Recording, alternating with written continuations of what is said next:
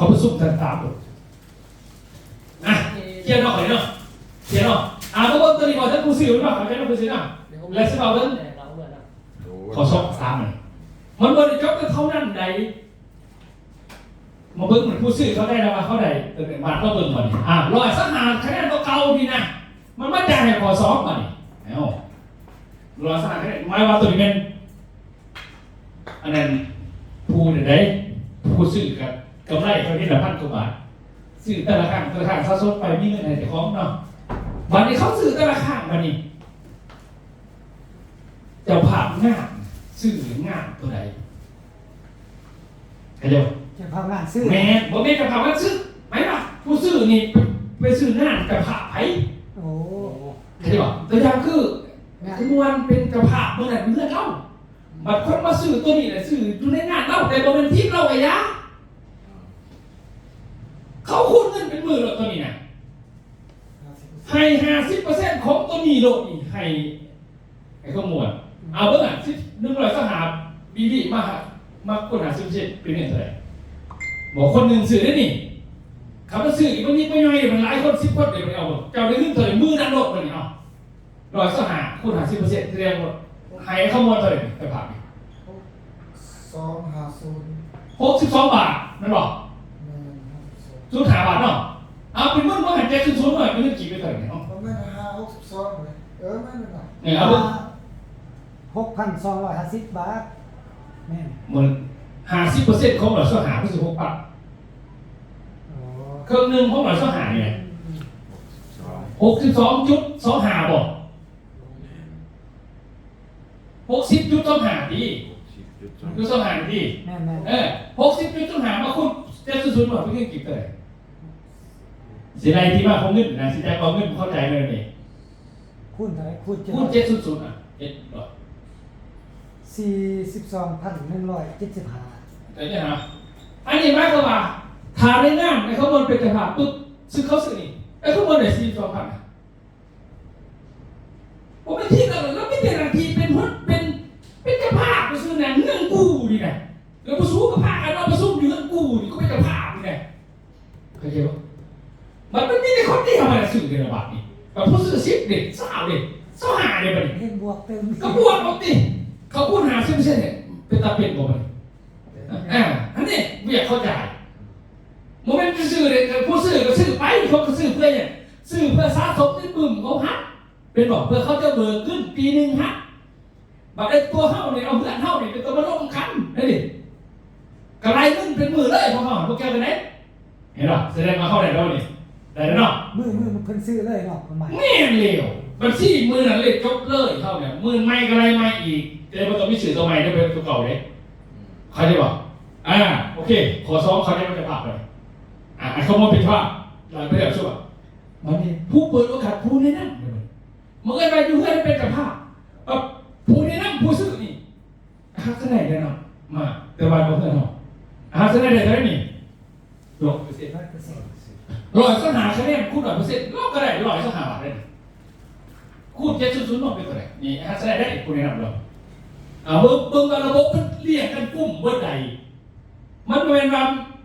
โมเป็นว่ามีผู้ใดผู้หนึ่งแล้วมันจ่ายไปจัง4เข้ามาให้ได้บ่100 สหาคูณ700เป็นเท่าไหร่87,500 87,500อันนี้แม่นฉะนั้นเป็นคนแนะนำมีไอ้โก้นี่เราซื้อของเราแต่เงินตัวนี้ก็คือจ่ายเป็นหมื่นเหมือนกันไม่บอกเขาไปนั่งเครดิตให้เนี่ยมันได้ละบอกถึงตัวนี้เดียวได้บัดเราได้นำมาบ่เป็นผู้ใหญ่เดียวนี่เขาซื้อร้ายไปเรื่อยอันนี้ก็แล้วแต่เขาจะกำลังยกเรื่องตัว100 สหาตัวสบู่กี่ดึงขึ้นมาสิว่าไผไหนอยู่นี่นะคุยนำได้แล้วบ่ทันพ่อมันนี่หัวหน้าหน่วยมันให้ไปหัวหน้าหน่วยมันน่ะมึงเอิ้นว่าไอ้ขี้หน่อยซะหัวหน้าหน่วยจะไป50%เหมือนกันก็ได้อยู่42,000เนี่ยนี่ตอนจากนี้นี่42,000ได้นี่หัวหน้าหน่วยCEO บัดนี้อาจารย์เฮ็ดคำผู้สาวตัวเขาไปยอมเป็นCEO เขาได้นั่งเบิ่งซื้อบอกส่วนเขาได้ 100% เขาก็ได้125 บาทเขาได้87,000นี่เงินของเขามันจ่ายจะมันจักอันเงินจากตัวเขาซื้อแล้วเขาจ่ายจักอันจะได้บ่บ่ทันพ่อเองวันนี้วิชาการเพิ่นไปเว้าคัดประธานไปเว้าเองขอจะเอาเงิน 100% เลยเปิด87,000 แต่ถ้าเขาบอกให้เป็นพวกโรคกระดาษของเราไปเพราะฉะนั้นคนจ่ายเพราะไม่เท่าคนจ่ายมันเป็นวีอย่างเขาดิข้าสันห้าสิบไปเขาจะบอกนี่เขาไม่ได้มาไม่ใช่สิววิชาการอันนี้มันไล่ไปยังสี่เลยหรอฉะนั้นตาคนตะกลุ่มกันนั่นนี่ให้บอกระบบสั่งมันคล้องเลยให้ลงทุนมันนี่ไอ้ที่เราลงทุนคู่เราทำให้บอกมันเคลื่อนมาระบบกันออกแบบมาตั้งแต่ต้นสายเคยมาต้นน้ำกลางน้ำแล้วก็ปลายน้ำออกแบบให้เพิ่งเลยกินเรียบตั้งแต่ต้นจนปลายฉะนั้นมันก็มีความเสี่ยงแป๊กอย่างเลยตอนนี้นะเอาถามมันเห็นบอกดีๆไปสิไอ้นี่เราพบเพชรของเราเราพบเพชรของเราเขาสิเดินแบบนี้แหละวันนี้เขาที่ยืดแบบนี้ฉะนั้นการเฉพาะกันเพราะเขาเนี่ยอาจจะยากได้ต่อไปเพราะเขาวางเลยเพราะว่าแรกๆเขาจะเป็นวิชาการโลกเองดิเพราะเขาจะเอาเงิน100%เงินวันนี้เวลาเขาเดินไปปุ๊บ100%เนี่ย100 บาทคอยบอกชุดดิน100 บาทปุ๊บ87,000เนี่ยเขากุ้มเลยไปกับมือดีมือหนึ่งพอเขาเติมไปหา10,000เนี่ยเรียกมือหนึ่งเนี่ยคอยสบายคอยมันนี่สมมุติคืออยู่บ้านน่ะอยู่บ้านนั้นเพิ่นกับบ่ทันได้สมัครเข้าในพรรคมาดีเป็นบ่ทันเป็นสมาชิกแต่ว่าเพิ่นอยากซื้อได้แต่ไปนำใส่ไปใส่ในครัวเรือนเพิ่นบ่นั่นแต่ว่าคะแนนเพิ่นยังได้สิเฮ็ดจังได๋บ่ได้บ่มี บ่ได้บ่ ระบบมันให้คะแนนบ่ได้ต้องบ่มีซื้อในบริษัทต้องไปคือมันต้องสมัครก่อนค่าสังคะแนนแต่มันก็ไปเอาสิที่จะซื้อมาไม่แต่ว่าเอาของเข้าไปคะแนนบ่สมัครลงได้เพราะเขาบ่มีหมอเก็บคะแนนยกเว้นแต่มื้องานเนาะเท่านั้นน่ะตัวมีคะแนนมื้องานแบบหัวหน้าหน่วย CEO หรือว่าวิชาการลงต้องมีคะแนนหมดบ่แม่นปกติแล้วคั่นนะคันบ่สมัครจังได๋ก็บ่มีคะแนนสิไปลงก็แล้วแต่แม่นต้องไปสมัครมันต้องมีชื่อในบริษัทแต่บ่มีชื่อในสังคมมันก็บ่ได้เก็บคะแนนบ่ได้เพราะมันจ่ายบ่ได้บัดนี้ผู้สมัครแล้วครับเพิ่นบ่ได้ซื้อในมื้องานเพิ่นไปซื้อคือมื้อบ่ทันมันต้องเป็นจังซี่มันแล้วแต่ว่าซื้อตรงไหนไปหั่นถ้าซื้อตรงเฮาปึ๊บค่าใช้เขามีคะแนนไอ้ก็เอาเงินมาให้บริษัทก็เอาเบอร์ของแทนแน่นอนเขาจะแม่ค่าซับบ่ได้เลยเข้าใจแล้วบ่แม่นเอาของเข้าไปปึ๊บบ่ได้แล้วคะแนนมันเบิดเลยดิพอเขาเอาเงินกับคะแนนไปแล้วมันเหลือแต่ของดิสมมุติเขาขายทิ้งซื้อกันน่ะมันเอาคืนให้บ่ได้ที่เบิ่งได้กันคันเอาในบริษัทที่เขาเอาเงินมาจ่ายปึ๊บเขาเอาของให้กับคะแนนอยู่ในของมันไปเลยคะแนนมันอยู่ในของใหม่เนี่ยมันบ่อยู่ในของเก่าตัวเก่าจะซื้อเอาไปจะเอาแล้วคะแนนเข้าใจแล้วโอเคถามเบิ่งไอ้ขโมยมีนั่นถามเบิ่งอยู่ในเก็บคอนั่นเบิ่งบ่ได้ที่ว่าท่านได้เข้าใจก็ถามเข้าใจง่ายซะเข้าใจง่ายว่าของ1อันนี่เนาะเราซื้อไปปึ๊บเดี๋ยวมันมีแต่อยากจะซื้อของ1อันปึ๊บมันมีคะแนน100คะแนนสินี่เจ้าซื้อเขาให้แล้วล่ะจะไปลงพังเอาเงินมันเหลือของตัวนี้เวลาจะถือควรไปมีคนจะซื้อมาทำคะแนนอีกเขาทำคะแนนอีกแม่เข้าใจว่าคะแนนเข้าใจมาได้ของเหมือนคะแนนได้อีกจะเอามาทำไงเอาแล้วบริษัทแสดงบริษัทเข้าใจ200คะแนนตัวละ100พอเข้าใจจนละ100แล้วเข้าใจอีกบางตัวนี้เนี่ยบริษัทมันขายแต่เดียวเนี่ยเป็น1,000 คนเลยแบบซื้อให้มึงเนี่ยมึงเอา100กูไปขายต่ออีก100กูขายให้100 คน100คะแนนแสนคะแนนให้เป็นคนจ่ายแม่เอาเราคือตามนี่เอาจริงแสนคะแนนเป็น100%100,000 บาทกูขายของมึงคือ2,500เนี่ยเอาคิดจะ4 คนอ่ะบริษัทมันจะเกิด2,500แต่อย่างเซตเอเนาะเซตเอปุ๋ยเนาะ200คะแนนเท่าไหร่ก็2,500จะสูบริษัท200คะแนนไปปึ๊บเอาไปให้ไอ้กี่หน่อยเอาขึ้นไปแล้วเอาขึ้นไปเรื่อยๆไอ้กี่หน่อยเอาดีไปอีกเอาคะแนนเอาบริษัทอีก200มันผู้นี้ไปต่ออีกแล้วก็ต่อไป200คะแนน1,000 คนต่อไปว่ะคูณ200คะแนน200,000คะแนนคูณ1บริษัทออกไป200,000บริษัทตกมาอีก100,000 300,000ก็ตกใจที่โบนัสเขาเอาเงินมาเติมใน2,500เขาช่วยเท่าไหร่ไปผมทุกข์จะคิดเลยบอกในแบบที่เขาบอกหายธาตุออกธาตุเขาได้หรือไม่เต็มเงิน30 กว่าโมงก็เราซื้อเทนได้เนาะมีจะต้อง9,100แต่คะแนนไปลงเนี่ยเขาจะซื้อแล้วปุ๊บเขาจะเอาเงินเขาต่อวันนี้เจ้าจะได้คะแนนให้เขาจะเขามาบริษัทปุ๊บซื้อปุ๋ยตัวนี้เรื่องเอาคะแนนโลกให้เขานี่จะได้ขอมาขึ้นเลยใครจะคะแนนแต่ให้บริษัทของเอามาบริษัทเจ้าคะแนนไปใช่เขาเอาสินค้าตรงนั้นสินค้าไปแลกเอาคะแนนใหม่แล้วของเขากลับมาขึ้นเขาเองอันนี้ เข้าใจบ่เอา แต่ว่าเวลาบริษัทเทรนสินค้าถือว่าบ่มีคะแนนนี่นะ เอามันจะซื้อไม่คะแนนเลยเจ้าซื้อโลกให้เขาก็เลยตอนจะซื้อเพราะว่าเจ้าสามารถซื้อโลกให้แพ้ก็ได้ตอนจะซื้อเจ้าเอาเงินจ่ายบริษัทปึ๊บเขาบริวารตัวโลกให้เจ้าเลย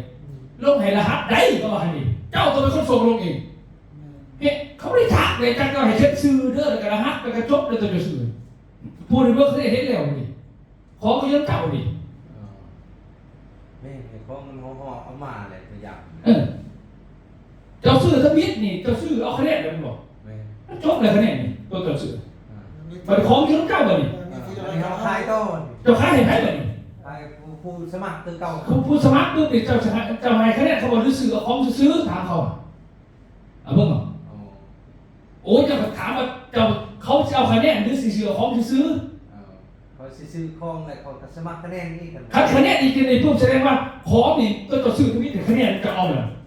คอยเอาเลยเนาะ แม่นมันเหลือแต่ของเอาตัวนี้นะมีแต่วิธีหนึ่งคือจะเอาของไปก่อนเด้อเดี๋ยวคะแนนของเซอร์ฟิลันจะกระหอบขึ้นมาซื้อเอาคะแนนให้ลงให้เขาจะเอาของคืนนี่ เอาใช้ทำได้นั่น คะแนนนั่นว่าวันนี้คะแนนข้าเจ้าแนะนำมันก็เป็นขึ้นขึ้นมานี่ข้าเจ้าได้เขาไม่แจกนี่มันมีคะแนนตัวนี้ อันนี้เดียวกันตัวทำนี่ตัวซีโร่เห็นเลย เดียวกัน เดียวกันเลย โอเคแสดงว่าเขาใจ เข้าใจ นั่นเลย เดี๋ยวอย่างเขาซื้อของมาแล้ว แต่นี่เขาจ่ายเงินแล้วบริษัทลงคะแนนให้เขาแล้ววันนี้เขามาขายต่อให้เขานี่วันนี้เขาจะเอาคะแนนตัวได้วันนี้เขาต้องไปแจ้งให้ทางบริษัทขึ้นแล้วตัวคะแนนบริษัทลงให้เอาเขาให้เข้าเป็นในนั้นเนาะ คำจะสั่งจะลงแล้วลงให้เขาเปิดได้ดีกว่า ต้องเอาซื้อของ คำจะลงแล้วมันเอาขึ้นไปได้คะแนนนั่นแหละ ต้องซื้อของขึ้น หมายก็จะเอาเงินก็จะเอามาให้บริษัทขึ้นเอาของไปไหวขึ้น จะเข้าใจป่ะจะเอาของไปไหวขึ้นคะแนนมันจะเป็นอะไรถ้าจะว่าเอาเงินหน้าขายเลยก็เลยแสดงว่าเจ้าบริษัทธุรกิจในระบบเจ้าเป็นพ่อค้าซื้อของไปขายแต่ส่วนเขามาสมัครหาชิ้นแตกที่สั่งที่สั่งไม่บอกคือว่าขายอะไรกันแล้วทำไมเนี่ยพี่บอกจะเลยคะแนนของเขาดิทำไมจะขายอะไรกันแล้วกันเงินไปขึ้นแล้วก็จบเกินมาหาลูกค้าซื้อกันแล้วบอสมัครเอาคะแนนเขาเนี่ยเขาเอาคะแนนแสดงว่าเขาเป็นลูกค้าเขาต้องการในระบบ เข้าใจแล้ว แสดงเขาเป็นเมที่หมุนของให้เขาซื้อ ซ้ำๆว่าเขาก็ใจเลยรอดเยอะเข้าใจนอกเนาะเนี่ยถ้าเขาใจนี้เขาเชี่ยนี่นะเบิดมือกับถ้าเขาใจตัวนี้เขาก็เดินได้ให้บอกระบบมันน่ะเขาขอยืมระบบเขามีทางออกทางเขาว่าให้เจ้าเอาของไปโกงเขามีเปิดเพจบริษัทแต่ว่าเขาสิเป็นธุรกิจหรือบ่แค่นั้นเองไงขณะจะได้ก็เป็นลูกค้าซื้อก็ไม่ได้ตามอีกแล้วเราต้องไปลงทุนลงทิ้งหัวแตกก็ดอกไปเพื่อไปตัวได้เขาสื่อขายเติมคะแนนเอาว่าคุณซื้อเองตามอีกเหตุตามก็กดโจ๊กเขาก็ไปได้ลงทุนตรงนี้ค่าลงทุนจากอะไรเงินอีกกองหนึ่งมันก็เป็นเงินกองคือเงิน SLM ไอ้จังหวะนี้เขาเงียบไปเสาร์อาทิตย์ก่อนนี่บอก SLM นะ SLM พี่หนึ่งสู้หาแล้วก็ ML อีกมันบอกเพี้ยนเขาเลยไอ้หรอเรื่องตามระบบก็เดินตามนั้นอย่างเดียวเอ้ามีให้ถามอ่ะละเอียดไปเลยนี่ ดีแล้วถือว่าได้ ซิปลังไปเลยบอกเพื่อนรู้อยู่เรื่องนี้อย่างเป็นซิปลังเลยรู้อยู่เลยเพราะซิปลังซิปสุดนะแนะนำเอาซาครับสบู่บิโฟเมตมันติดไงก่อนต่อไปให้จะเอากาแฟจะค่อยหลีไปเท่านั้นแล้วมันมีอย่างและซาครับบิโฟเมตยางมหาสุดจะเสียอะไรเลยแล้วก็แบ่งแล้วเลยคือตารางลุยอยู่เลยวันนี้ก็แบ่งเป็นตีเดือดจะพวกแบ่งเป็นดีๆเลยเพราะว่ามันมีอีกไปก่อนไม่ว่าซื้อเขาขายปึ๊บคะแนนเดี๋ยวปึ๊บนะก็คือเขาหอมขึ้นมาบริษัทก่อนตัวนี้ว่าเป็นประธานใหม่หอมขึ้นมาก่อนจะพ่นสิบอะไรแล้วเนื่องจากมันเป็นวินเขาเป็นบริษัทร่วมเขียนแล้วก็เดี๋ยวทุนนี้เด้อโอนเงินของสี่ง่ายพอจะพ่นสิเหตุอะไรดิพอจะสิเหตุปึ๊บพิษปรับมึงเป็นบริษัทไหนเพราะเขาอย่างหลายปัจจัยใช่ไหมวะฉะนั้นบริษัทเขาติดจัดการอีกบริษัทแต่พี่แต่ที่เหตุภาษีหายแต่พอออกไปปุ๊บมีสมัครแต่คนมีคนสื่อตอนนั้นเราจะเขียนบินมากกว่าบินมาปุ๊บตัวได้จ่ายเงินไปแล้วค่าแนะนำจ่ายหมดถึงเรื่องเขาจ่ายเลยเขาจ่ายยกเดียวเขาเช่นไหนชวนถึงเรือมากจะมาไหลแบบพร้อมให้ลงทุนอะไรโอ้นุ่นสิให้ยกบริษัททีเองไอ้หน่อยบอกให้มีความเสี่ยงก็ได้วิธีกุ้มเรียบร้อยขึ้นก็ได้ก็มีมันง่ายนั่นน่ะก็ได้มันมีไฟล์บัญชีกับวินาทีเขาใจบริษัทยกเดียวพอให้แบบเรื่องหอมมากแบบง่ายสุดเลยจะสั่นแหละมันจะบอยุ่งเขามีแต่ที่ว่าไอ้พวกวิธีการให้ปึ่งบีบีสุดปึ่งบีบีตัวปึ่งตัวมีแต่พี่บีได้ต่างกันถ้าปึ่งบีบีมันจะเป็นโลโก้เพลงรักไ แต่สมัครใส่ได้คนหนึ่งสมัครใส่ได้2 บริษัทแต่ก็เดียวใส่ได้เลยก็ไม่ให้นะกำการโลดได้รอดเพราะมีอย่างแล้วจ่ายเงินกับบริษัทคนจ่ายเขาบอกเป็นคนจ่ายเขาไม่ได้เทตามบริษัทบอกเวลาเขาพูดสื่อใช่ว่าเบิกขึ้นต่อปีหนึ่งเอาเราเบิ่งกับไปเก็บเงินเดี๋ยวมันเขาเบิกเขาเบิกมันเพิ่มเท่าเลยจนเรื่องในสมัยเป็นหมื่นไม่ได้เลยบริษัทเขาเห็นเองดีก่อนนะหรอกเขามีแต่ทีให้คะแนนเก็บคะแนนให้คะแนนคะแนนดีบริษัทกสิออกแบบให้ไม่ยากเบิกพวกเบิกไปสนิทเท่าไรแต่ว่าเครียดสินะดีเห็นรอบนี้พวกเบิกไปจะหาพันดีเด้อสินะเก็บหาพันดีเส้นให้ที่ไว้ในมือมันจะมาลบตัวในพวกมันเครียดเองเครียดมันเครียดคะแนนก่อนเครียดว่าผู้ที่ซื้อที่นี่เขาลบออกว่าหาพันแต่ดีมาเลยตัวนี้เบิกไม่เสียบอกเลยว่ามันเป็นแบบไหนเห็นหรอมันก็ง่ายกว่านี่เพราะว่าเวลาจ่ายเงินเขามาเบิกที่บริษัทเปิดปีนึงเนี่ยสูงปีนึงจ่ายถึงนึงกรณีว่าบุคคลไปอยากเบิกก่อนปีนึงจ่ายถึงเงินเอาคะแนนดีฝากธนาคารนี่ก็เสร็จนะถ้าเราจะฝากไป4 เดือนนี่ได้100%ฝากไป8 เดือน150%ฝากไปปีนึงได้200%นี่นะเก็บไปบานี้หลังจากขึ้นแผนเด้อถามมันเป็นตามแผนเป็นอยู่แล้วล่ะแต่ว่ามันเรื่อยๆเนาะคือเขาไม่อยากบริวารกันเลย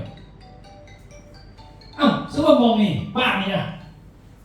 บ้านนี่หรือว่านี่ตัวแทนเป็นตัวเขาลงทุน SM 10 ล้านมี10 ล้าน10 ล้านสมมติว่า10 ล้าน1 ชุด2 ชุดเอา6 ชุดซะเพื่อให้มันครบกว่านั้น30เลย1 SF2 3 4 5 6ส่วนเลยนะ6 ชุดนี่เขาลง10 ล้านส่วนนะ6 ชุด10 ล้านมองนี่มี5 บาทเขาเรียก5 บาทตัวนี้ไม่5 บาท5 บาท6 30เป็นหรอแสดงว่า30 บาทนี่เขาเรียกบริวารเลยเปลี่ยนตัวสั่นวันที่1ไปดิวันที่2 3 4 5คิดว่า11ก็30บัดนี้รับจากที่ว่าครบอีกวันที่1 เดือนหน้ากับผู้นี้รวมนี่เป็นหรอเพราะว่าเขามีลูกค้าอยู่ในทางซาซุงบีบีเขาเรียกเขาอยากรู้นั่นแหละมืออื่นกับไทยนี่มือถ่ายอีกมือติ้งถ่ายอีกนี่บัดนี้ได้ระวังนั่นหมายถึงระวังโลกนะครับเกี่ยวกับตองเด็กเปิดสอนพวกนี้เพื่อปั่นวิชาการหลังจากเขาปั่นวิชาการแล้วปุ๊บแล้วกลุ่ม30 บาทนี่เหมาะกับวิชาการที่แทนประธานกับไปแข่งไหมหรือว่าไปเมืองไหมต่างไปด้วยสร้างเกินแต่เขาเอาวิชาการไม่เห็นเลยเหมาะกับเขาเบิดสร้างเกินเหมาะกับเขาเบิดด้วยสิเนี่ยเขาก็มีหน้าที่ไปเรียกเต็มเบิ่งผ่าเป็นพวกเราเลยไม่ใช่เต็มเฟซบุ๊กเต็มเพจเต็มกลุ่มยอดขายมีทุกมื้อบ่มีบ่ได้คนเก่านั่งถ่าซื้อบ่ซื้อจะได้เขาอย่างไรเขาเรียกเขาก็ยังรู้ค่าก่อนบอกว่า1 คนเขาหาเศร้าไป1 ปีบริษัทมันตายเขาออกแบบละเอียดไปเลยเพื่อเขาเช็คธุรกิจคอเขาสิมีเงินเขาเอาตัวซะสมที่เขามีนี่ควบสลาดเขาสลาดหลายกว่าเขาคิดขนาดใครก็มูสลาดเป็นแพงคนคิดละเอียดเอาสลาดประเทศไหนออกเนี่ยเขานะเขา10 บ่มีวันขาดทุนคนรวมขึ้นนำ10 คนนี่คนหาได้สบายที่ประเทศเราเพราะเขามีคนหลายผู้ที่ลง10 ล้าน36,000มันบริหารเราขึ้นสำเร็จคู่มือนะนี่หาจะ10 จุดอีกเขาก็ได้เลยดิแล้วไปซอยเขาระบายปัดวิชาการประจำซอยต้นหาไปเดือนหนึ่ง10 สุดเศร้าสุดหล่อสุดเกษตรศิลป์เนี่ยหล่อสุด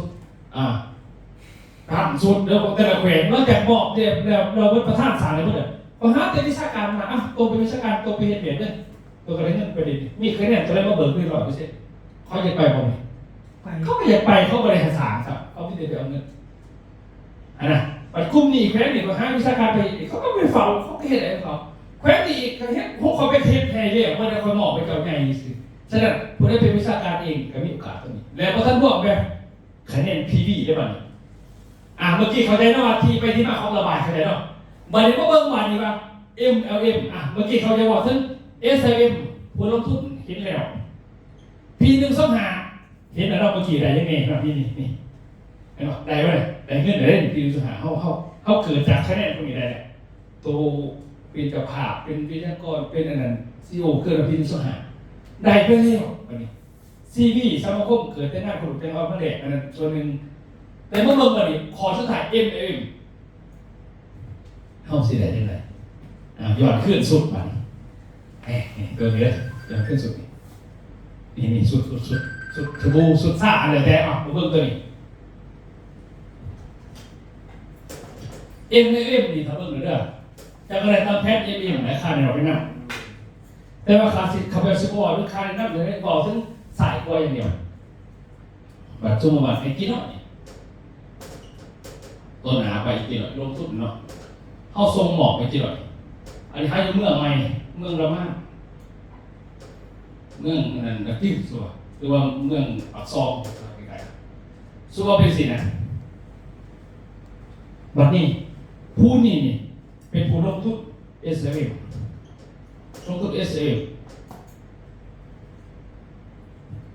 บัดนี้คณะกับเขาวิธีระบายเขาเนาะก็ซื้อซะนี่เขาซื้อนี่10 ล้านปุ๊บไม่มีแค่นั้นเอาไปใครผู้ใดซื้อปุ๊บ500พี่ปุ๊บผู้ที่500พี่ปุ๊บไอ้ไหนได้ใครแนะนำนี่500 บาทตัวนี้500 บาทจับผู้อีก400เป็นเท่าไหร่1,400นี่2 จุดลงทุนได้แล้ว1,400บางสายลงทุน1บางคนลงทุนในห้องน้ำนี่ได้1,400อีมันนี่เงินเดือนนี่มันเอาตัวนี้มาจ่ายคันเขาลงทุนตัวนี้ปุ๊บเขาก็ได้สูงขึ้นมันก็ได้อยู่2,800คันลงทุนตัวนี้ปุ๊บคันลงทุนตัวนี้สายนึงคนนึงห้าก็ได้อยู่2,800 2เกือบไปเลย3,600 4,600เว้น5,600บ่แม่น2,800 5,600เนาะ 5,600 นี่แสดงว่าคันนี้นี่แนะนำมีความสายลงนี่ก็เขาได้5,600คันสายลงนี่ก็ลงนี่เอาใส่อยู่ 3,000 6,000 เป็น 7,000 บาทเห็นไหมนี่ MLM เด้2ฝั่งนี่เฮ็ดเปียกเขาลงทุน2ฝั่งลงทุนกระจายสินค้าระบบเป็นพาเหตุเฮานี่สายหัวดีกินแบบบ่จบบ่สิ้นบ่จบบ่สิ้นจับกูอย่างเดียวนี่นะรอบละ 2,000 บาทจับกูอย่างเดียวกันแนะนำกันคือไอ้บอก MLM มันจะได้ฟรีนี่แต่เขาจะมาถึงความสายความสวยบอกระบบก็เลยว่าออกแบบมาสัมผัสกันเลยมีคำถามบอกว่าเข้าใจแล้วเนาะเข้าใจเนาะมีแต่ไปหามา10 ล้านหามา10 สุดเท่านั้นได้เบียร์เขาบอกพี่ยัง10 สุด 10 สุดแต่ว่าแพ้แต่แล้วอาจารย์พวกมาถามลงเลยแล้วสิเฮ็ดเขาไปตอนนี้ก็ต้องส่งสการนี่การสิบริผลิตน้ำข้าวดอกดินก็พวกเธอสิเฮ็ดระบบดิสิเฮ็ดปึ่งติดตามเพื่อสิพิมพ์ปึ่งติดตามให้เขาเส้นตัวปีนี้เลยเขาสื่อยังเส้นเป็นปีติดตามจับการได้เหรียญนึงมีต่างหากล้างสงการมีเลิกปล่อยเลยเลิกปล่อยตอนมันมีคนลง10 ล้านเนี่ย10 สุดนี่นะ10 สุดมีคนลงปึ่งมันลินแล้วนี่มันคือว่าใครสิลงมือสื่อเนี่ยเพราะว่าจะให้เขาเป็นตัวอย่างเลยไอ้แต่พวก5 พอร์ตบอกคนสิลง10 สุดอีกเอาลินในก่อนเลยพวกลินสบู่ก็สาก่อนก็มันไงสบู่ก็สาก่อนเพราะว่าขั้นกาแฟเขาขออยากจะในสว่าบอสกับเขาหลอกเก็บตังมาให้100 ล้านก่อนเนี่ยพวกอยากใส่เงินผู้อื่นห้างเจ้าของเงินนะหมดแต่ขั้นลงกับข้อวิโฟเมนี่จะสร้างมรดกปึ๊บนี่คอยเฮ็ดเองนี่ไม่เป็นของเอง แต่ว่ามีแล้วเนาะ มันไม่ได้ยากนะตัวนี้เป็นของตัวเองนะตอนนี้สบู่กับซิม่าประมาณ3,000 ก่อนตัวนี้ซิม่าอีกละสร้างเลยนะสร้างเลยบ่อย3,000 ก่อนตัวนี้ก็ละสร้างเนี่ยมาเฉพาะสบู่นะซ่าเนี่ยก็พอมีอยู่นี่มันจะมีอยู่ประมาณนี้ก็สมัครดินในยุสมัยดินอยู่เบิ้ลกับสมัยเนี่ยเท่านั้นเองบริญญาแต่แบ่งแล้วสบู่ก็เห็นแบบคนละครึ่งลิ้นรถกับระบายพวกนี้ยังเดียวกันเนี่ยปุ๊บกับระบายพวกนี้แล้วก่อนลงก่อนถึง46 ล้าน 46ป่ะ46กันเลย แม่ คูณ700เนี่ย 10 สุดเด้อ 10 สุด46เลย แม่สุดหนึง46 10 สุด10 สุดกัน46 10 สุด ชุดหนึ่ง4,600แม่คุณเมื่อไง46มาคูณ10มาคุณ700ดี โอ้32 ล้าน 2 แสน32 ล้าน 2 แสนเด้อบ าทเนาะ แม่นได้หายใจพวกมาสรุปเบิ่งแต่ก่อนยังกะว่าเนาะ มอบให้เพื่อนก่อนก็แล้วกันตัวมือให้เขาแทนพวกนั้น ทำเงิน32 ล้าน 30 ล้าน200,000 อ่ะถือว่าครบ